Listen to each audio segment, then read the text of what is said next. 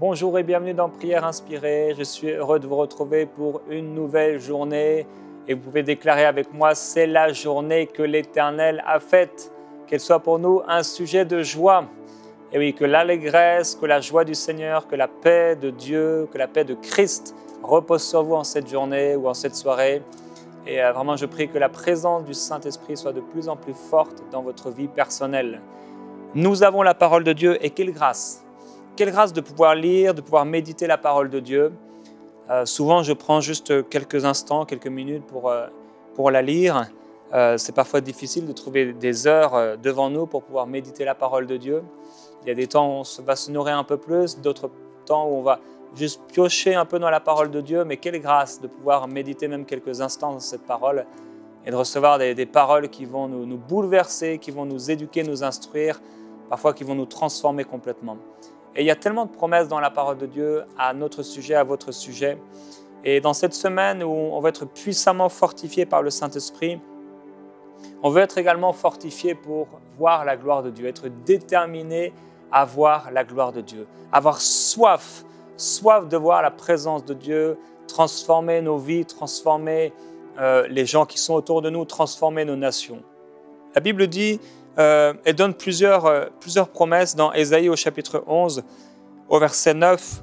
Il est écrit « Il ne se fera ni tort ni dommage sur toute ma montagne sainte, car la connaissance de l'Éternel remplira la terre, comme les eaux recouvrent le fond de la mer. » Ça, c'est les temps messianiques, le retour du Seigneur. Mais je veux croire avec vous que la connaissance de la gloire de Dieu couvrira toute la terre. Nous pouvons croire pour de grandes choses, parce que nous avons un grand Dieu. Tu peux croire dans ta propre vie, peut-être tu m'écoutes, tu as 18 ans, 20 ans, 24 ans, 25 ans ou plus. Tu peux croire pour de grandes choses. Tu as peut-être 8 ans, tu es un enfant et tu regardes ça avec ta maman en ce moment même. Tu vois, je ne sais pas si c'est un Kinder dans tes mains même en ce moment.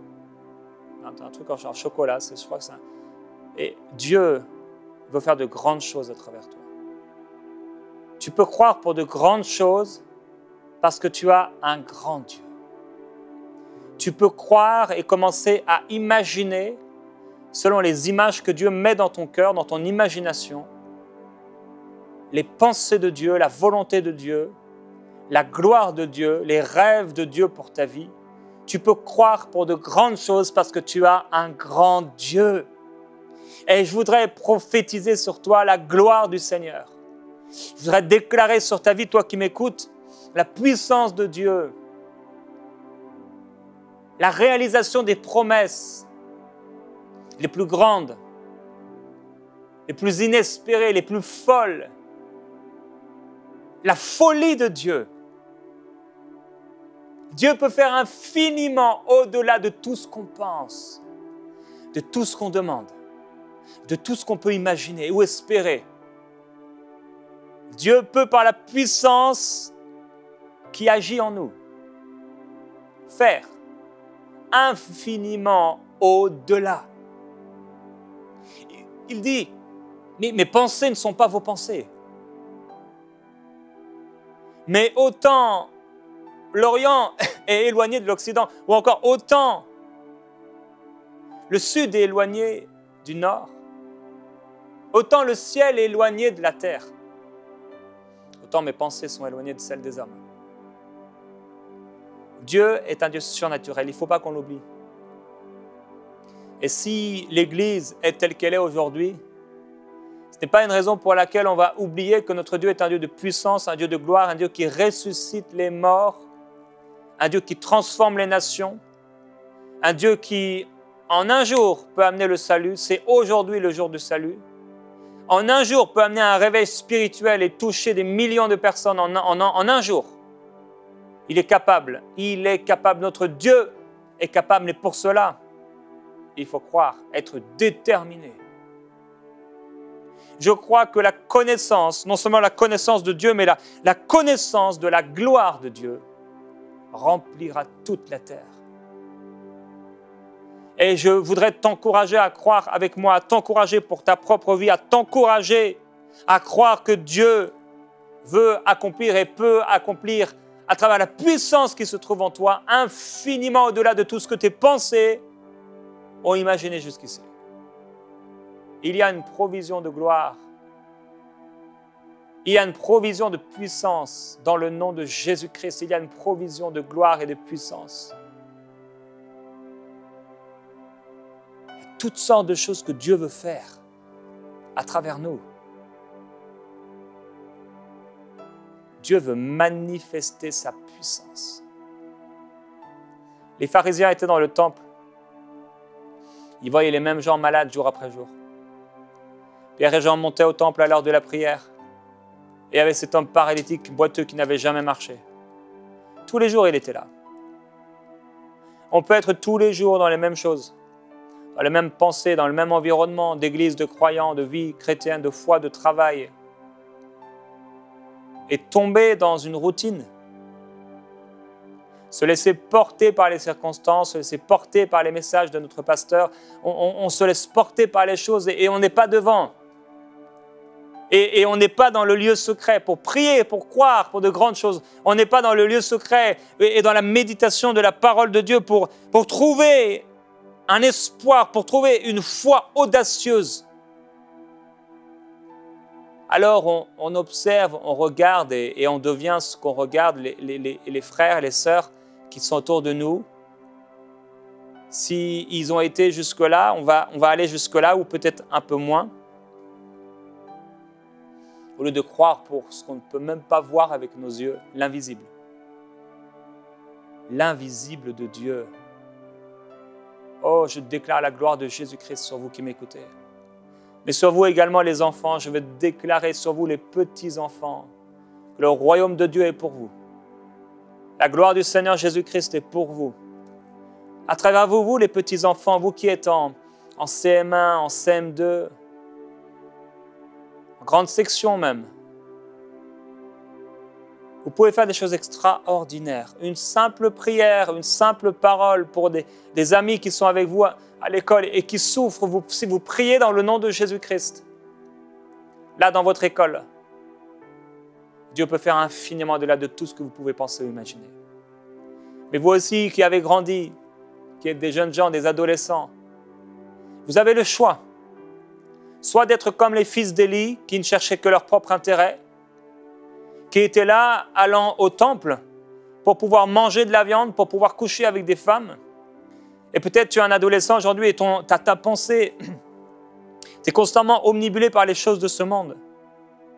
Et tu peux être comme ces adolescents qui t'entourent et tu peux être une fille et constamment tu es là sur les réseaux sociaux, sur Instagram, tu te montres, etc.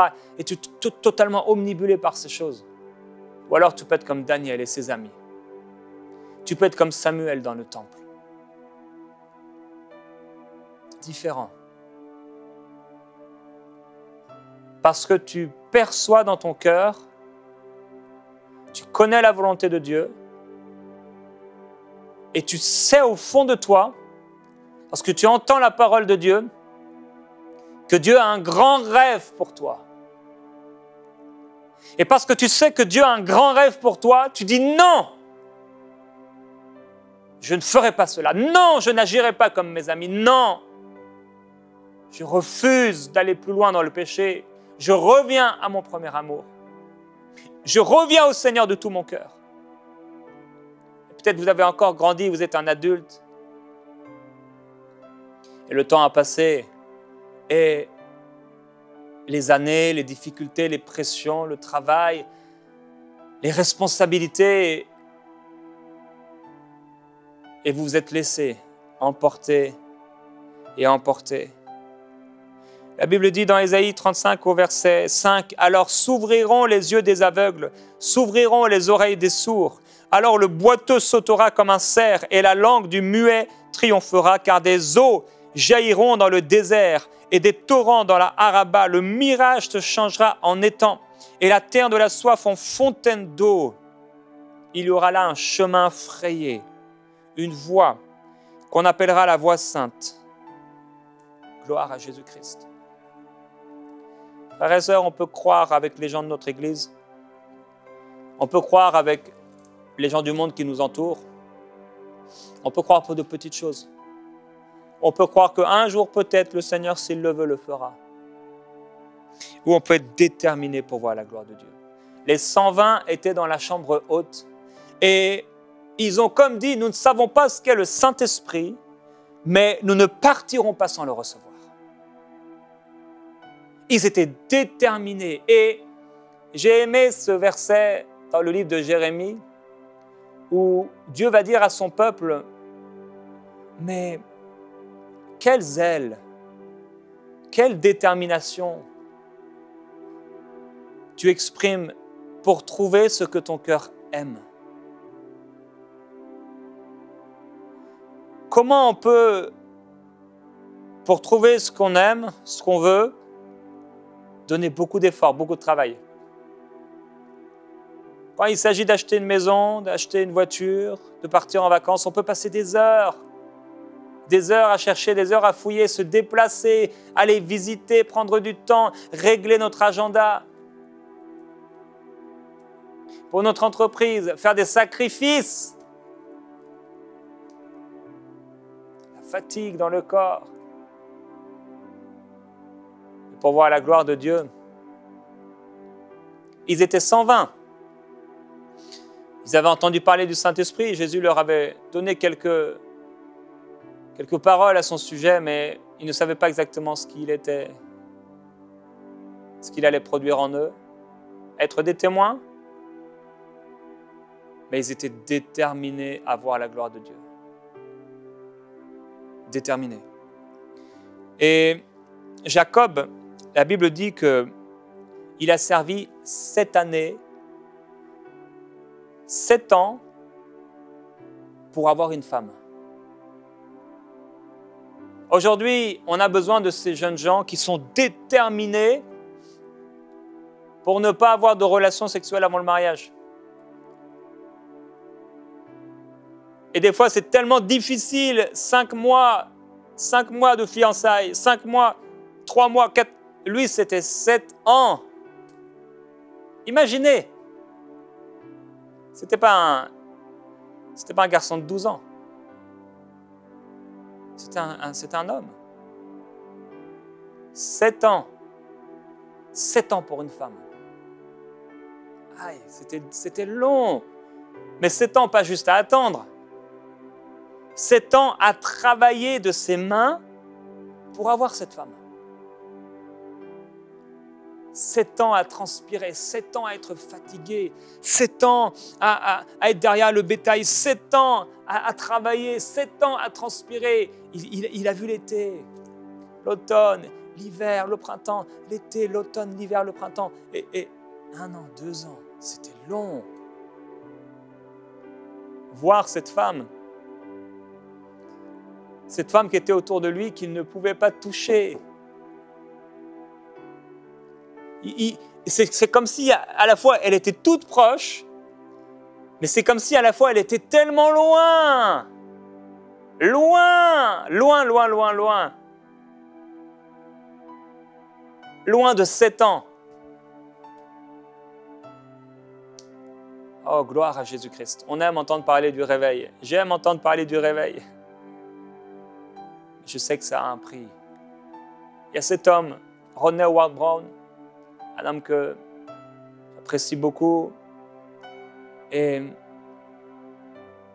je n'ai pas vraiment écouté de messages de lui, quelques petites choses un peu sur Internet. Mais dans son livre « Le toucher de Dieu », que j'avais acheté sur ma boutique chrétienne, je crois, à l'époque, il parle de cette soif qu'il a eue, cette détermination pour voir la gloire de Dieu. Et on peut être tellement pris, ça m'est arrivé, et là encore, je dois veiller, et je veux un feu nouveau, parce qu'on a besoin. On a besoin d'un feu nouveau régulièrement. On a besoin d'un souffle nouveau.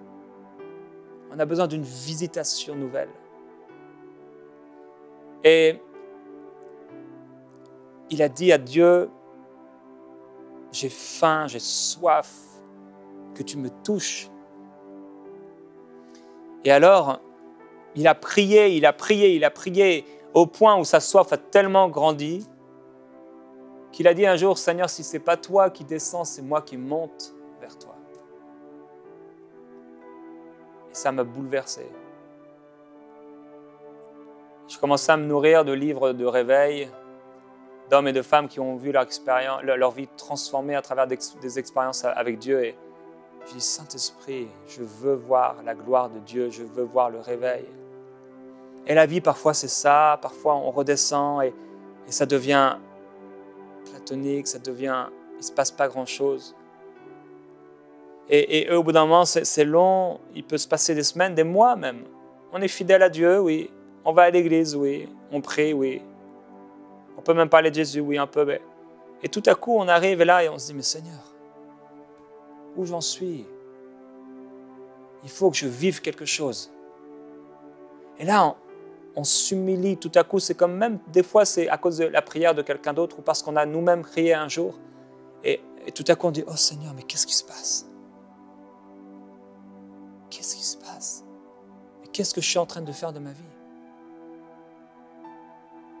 Je vais au travail, les enfants grandissent, si j'ai des enfants.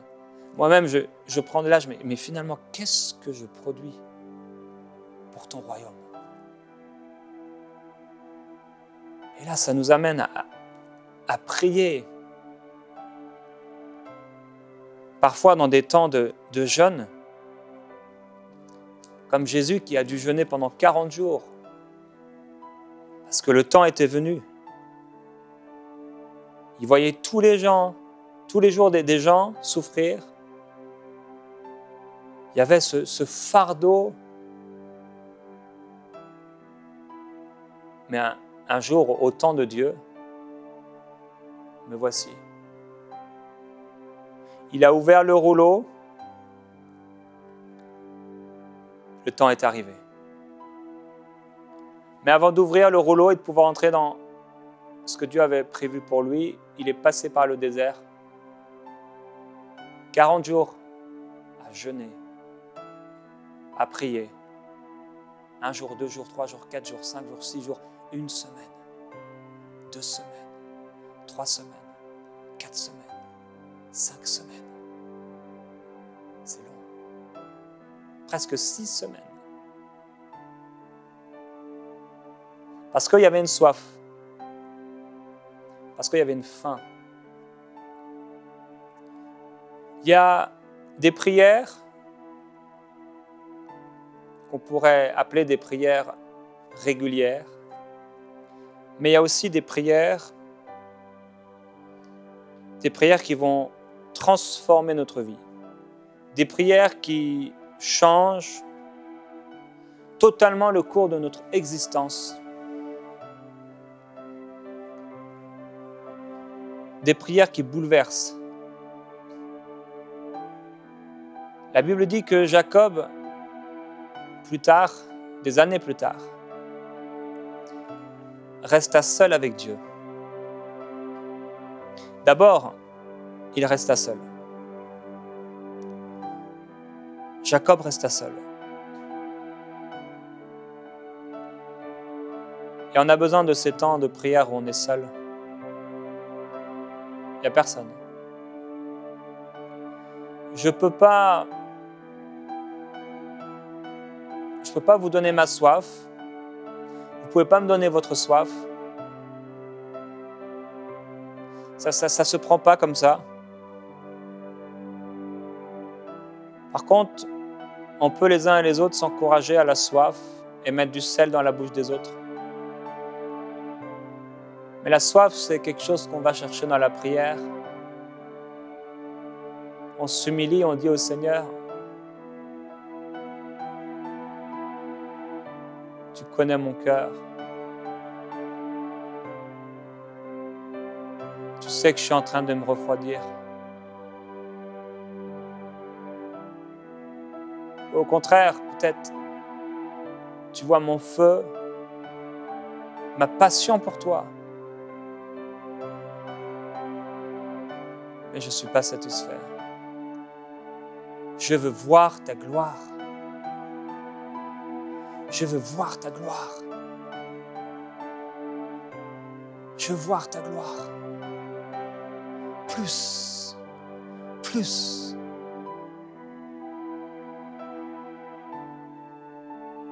Plus de ta gloire.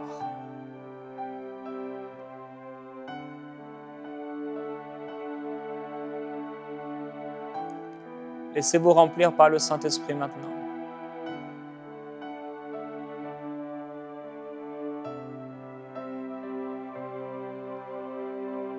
Seigneur, pardonne-nous. Pardonne-nous déjà de nous être refroidis. Pardonne-nous d'être si préoccupés par les choses éphémères de la vie. On a besoin d'un nouveau souffle. On a besoin d'un nouveau feu. On a besoin d'être embrasé. Embrasé par toi. On a besoin de toi. On a besoin de toi.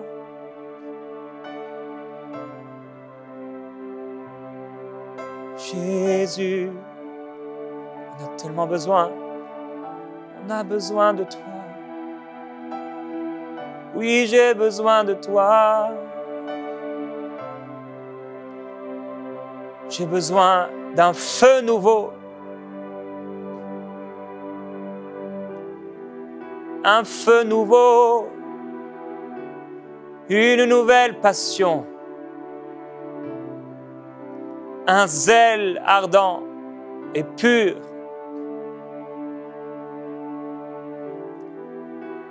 J'ai besoin de toi. J'ai besoin d'être rempli du Saint-Esprit. J'ai besoin de toi. J'ai besoin de toi. J'ai besoin d'un feu nouveau. D'un feu nouveau dans ma vie. J'ai besoin de toi. J'ai besoin de toi. J'ai besoin de ton feu.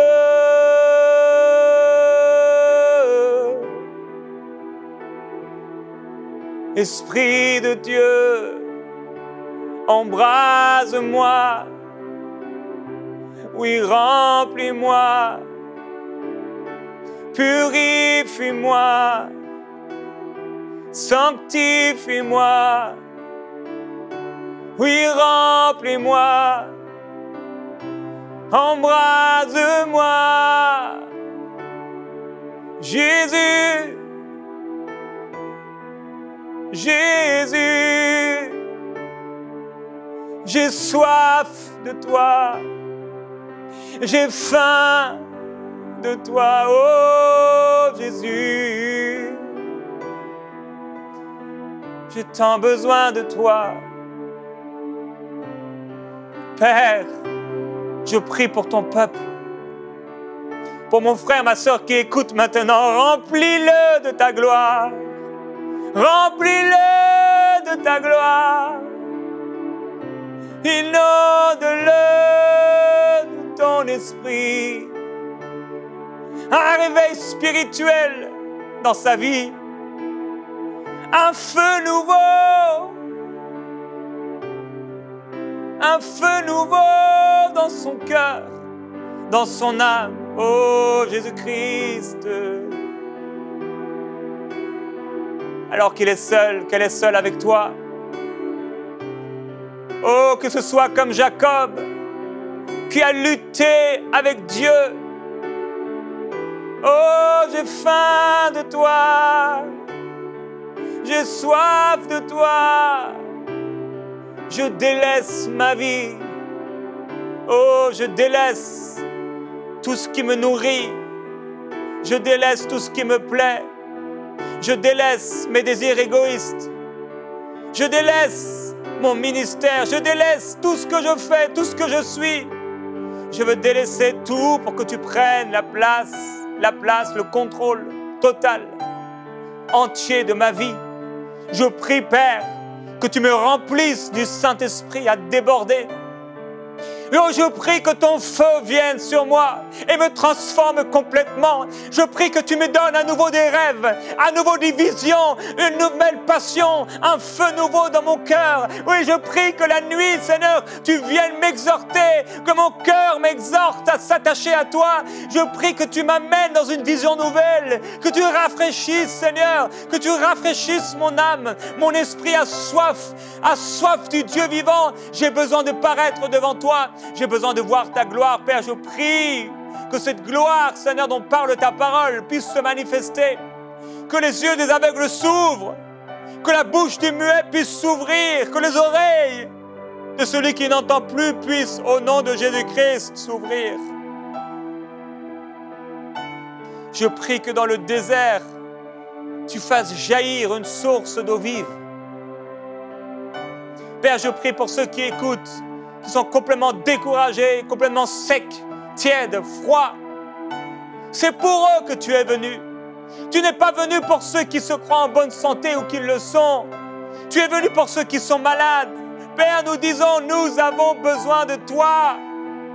Père, je m'humilie pour ma propre vie, pour le peu d'âmes gagnées, pour le peu de fruits portés, pour la paresse spirituelle, pour l'endormissement. Remplis-moi, change-moi, viens faire ce que je ne peux pas faire, viens faire dans ma vie ce que je ne peux pas faire. Je ne peux pas, Seigneur, tenir ce feu allumé par ma propre force. J'ai besoin du feu du Saint-Esprit. Viens prendre des braises du ciel et mets-les dans ma vie, mets-les dans ma bouche, mets-les dans mon cœur, que ce soit un feu en moi, un feu qui me consume et qui me porte vers l'avant, qui me porte à accomplir ta volonté, qui me porte à avoir soif, qui me porte à avoir faim, qui me porte à aller et à porter du fruit, Père.